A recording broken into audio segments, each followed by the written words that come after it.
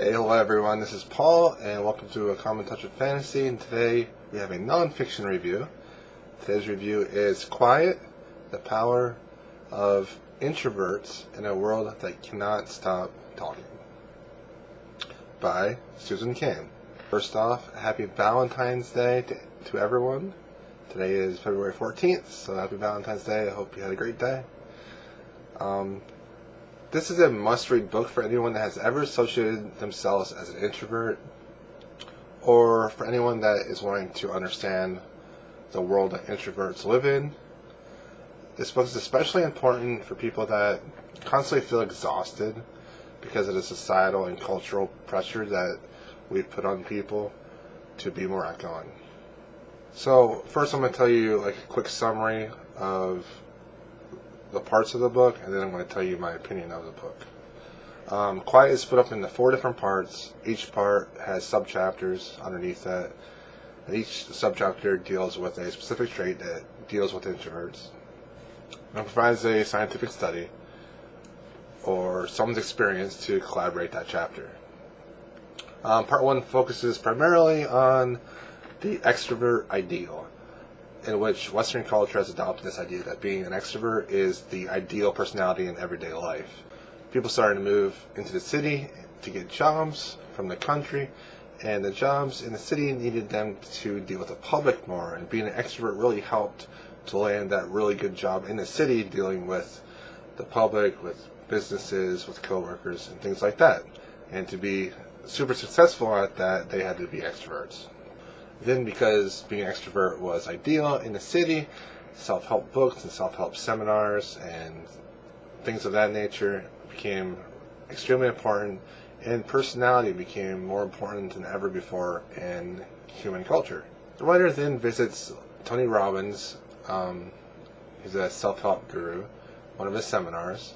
He visits Rick Warren, a pastor that has a mega church. And he also visits the Harvard Business School and talks to a lot of the students there, and finds that at each of these places the atmosphere is pretty similar.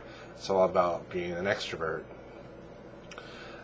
The thing is, the introverts feel lost and sometimes even uncomfortable in these situations. There's then a section about the success that introverts have while working alone, on something that they can really concentrate on. And Cain gives many examples of scientists, businessmen, thinkers, technology gurus that have incredible work ethics that, while they were alone, they completely revolutionized their field.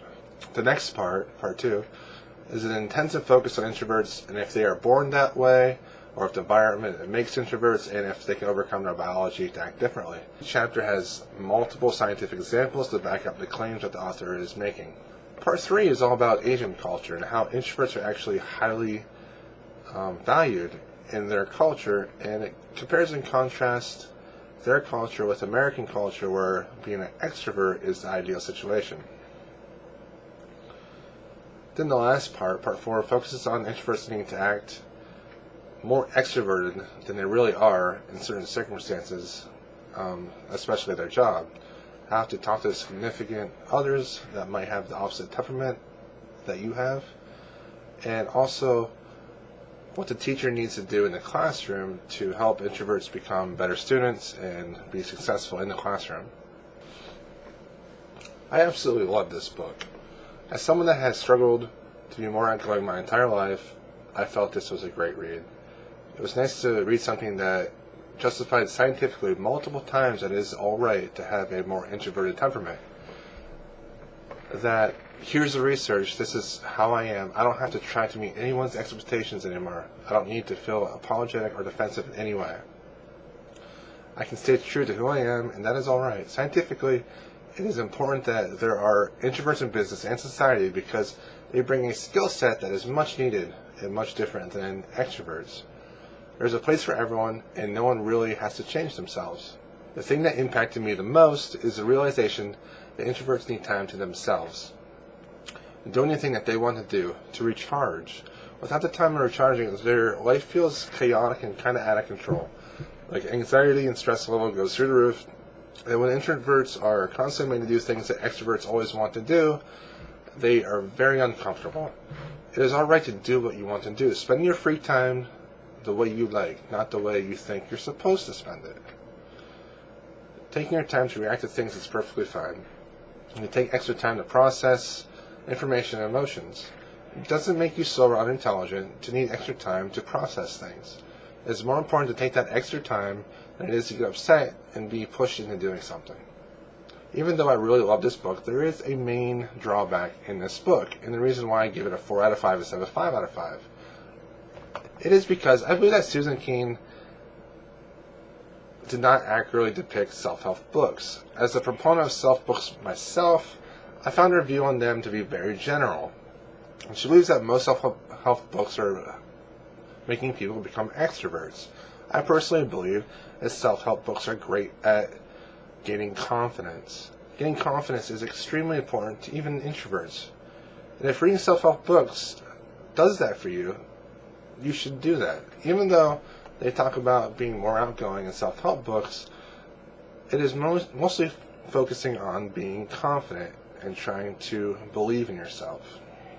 Also, her ideas of introverts versus extroverts at the beginning of the book was a little too one-sided in favor of the introverts. And I also felt that there were times where she needed to talk more about the people that fell in the middle of the temperament scale, where a majority of the people actually land. It's just not stressed enough that the majority of people are in this area that aren't specifically all the way introverted or all the way extroverted. They're just kind of in the middle. Hey, regardless, anyone that is interested in figuring themselves out more, or you want to try to figure out other people more, you definitely should read this book. If you like psychology, if you enjoy self-help books, if you enjoy scientific studies that's dealing with human nature and personalities, check this book out. There's a large focus on scientific studies, which makes the book highly credible. The scientific jargon is not that overly complex, but it's complex enough to be taken seriously. So if you personally are feeling any pressure in your day-to-day life to be more outgoing, I would definitely recommend for you to check this book out. It might balance you out a little bit and make you come to that realization that I can be who I am. I don't need to change. I don't have to always push myself to be more outgoing, and that it's okay to take time to just recharge, be by myself, and just kind of relax. I think this is a great book. You guys should check it out. Thank you for watching. This has been a nonfiction review. Once again, I give this a 4 out of 5, and I will see you next time. And please subscribe, like, or comment, and I will talk to you soon. Bye.